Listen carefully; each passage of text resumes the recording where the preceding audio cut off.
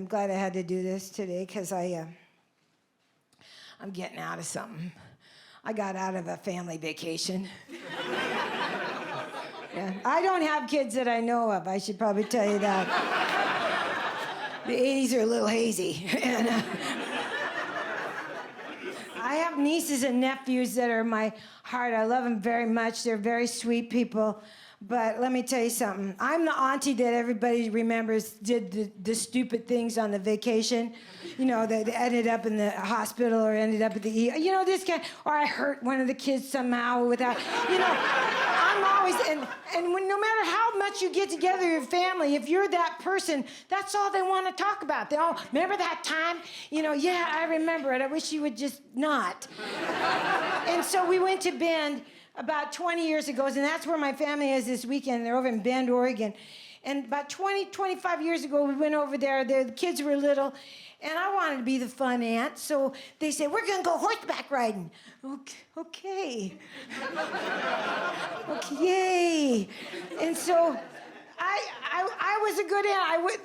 Everybody got on their horses, and then they brought mine out, and I'm not lying. This should have been pulling a plow and a truck. It was the biggest horse I've ever seen in my life. The Clydesdales look small compared to this horse. And I'm standing there, and this is my horse. Okay, this is my horse. And then the genius, the stirrup's up here. The stirrup is right here. And the guy goes, just put your foot up there. And you just bounce a couple times, and you throw your leg over. I get my leg up there, I wouldn't be riding a horse.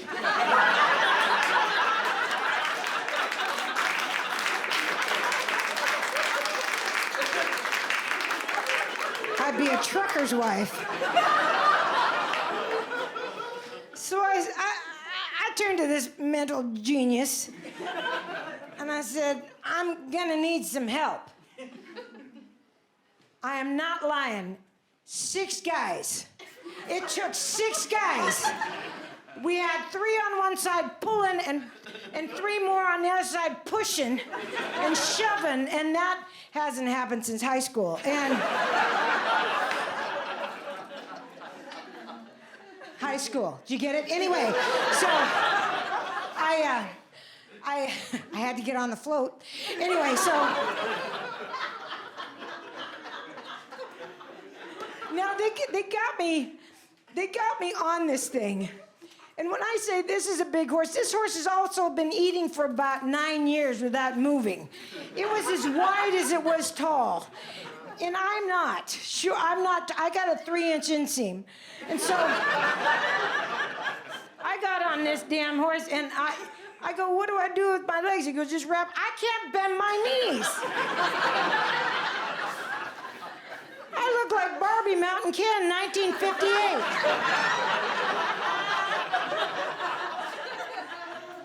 Unbelievable. And then one of my nieces thought it'd be funny, so she slapped the back of the horse, and we started to trot. And I went right off the back. I caught an earring in the tail, and I got dropped for like 350 feet, like my tits can rototill.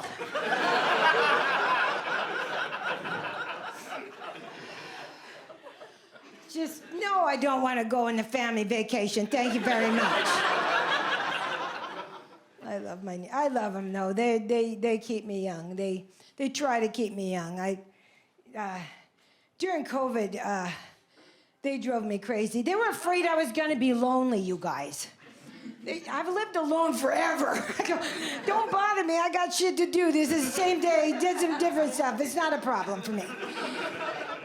And they kept calling me up, going, are you lonely? No, I'm not lonely. Leave me alone, you know. All of a sudden, I started getting emails from YouTube that I'm taking a macrame class. Do you know what macrame is? Well, you tie shit together and hang your dignity from it. I'm telling you. If you have a grandparent that's, they've given up. Do you understand? They've just given up. It's what we used to do with shag carpeting when we were stoned in the 70s. sense in that. That's good right there. I like that one. That's good. Honest to God, here's the worst one. They signed me up for Silver Singles. Do y'all know what Silver Singles is? A dating app for old people?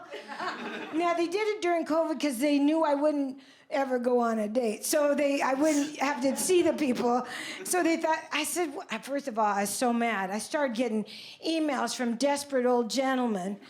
And I was reading them, and I felt bad because I didn't know if the guy liked me or he just had a trimmer and swiped right. You know what I'm saying?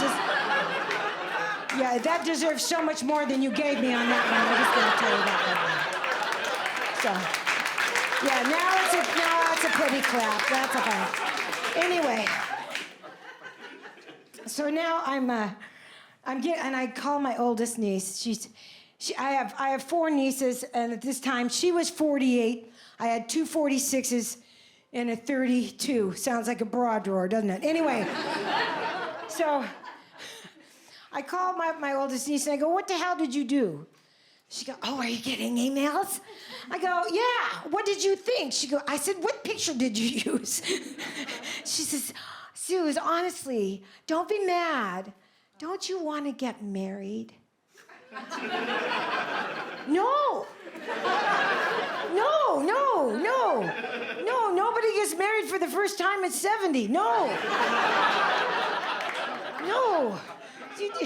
Not unless there's a verified pension and a diagnosis.